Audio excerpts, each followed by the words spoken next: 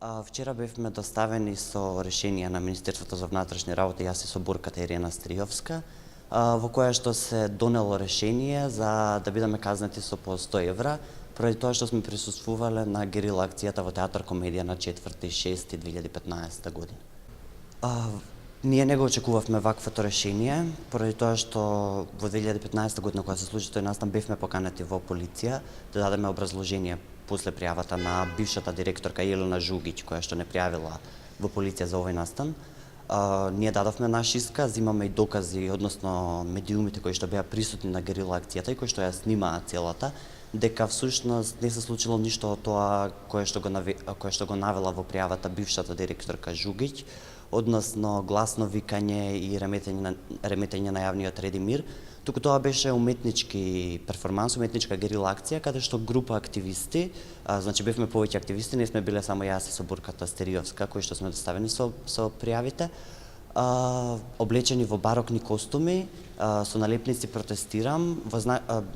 што беше уметнички перформанс во театарот, односно представата беше кабаре представа, што по себе подразбира комуникација со публиката. Време на самата представа да се спротивставиме на тоа и да покажеме знак на протест против партизираната уметност што во Македонија. Си правиме селфи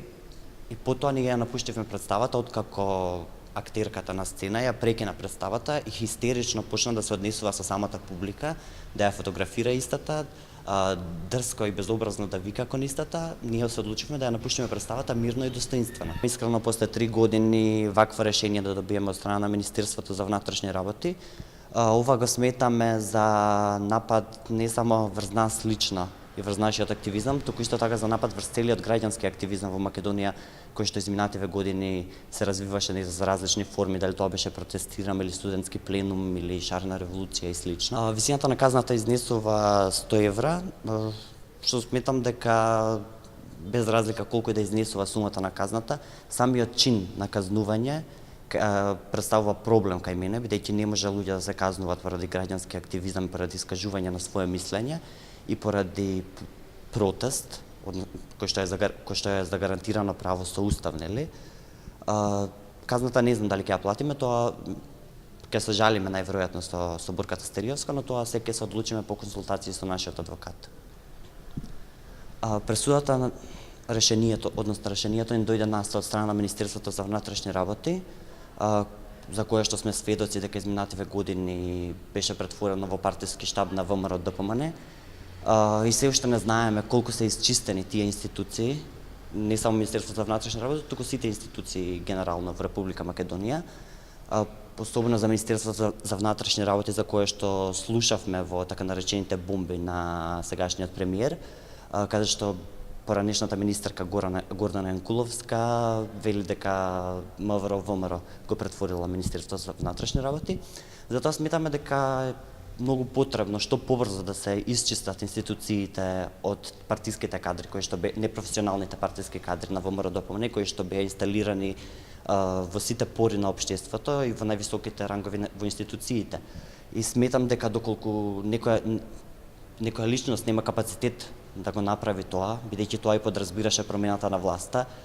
департизирање на општеството и департизирање на институциите, доколку некој го нема тој капацитетот да го спроведе тоа, соодветно би било да не се нафати со таа работа, односно да не врши јавна функција и да го препушти тоа на некого кој што би бил способен да ја изврши таа департизација на општеството и да создаде општество кое што ќе има еднакви можности за сите. Проблематична е ова решение на Министерството за внатрешни работи, бидејќи ние се казнуваме поради нашиот активизам, кој што го пријавила поранешната директорка Елена Жугиќ, а истовремено дотичната особа учествуваше во случувањата во собранието од 27 април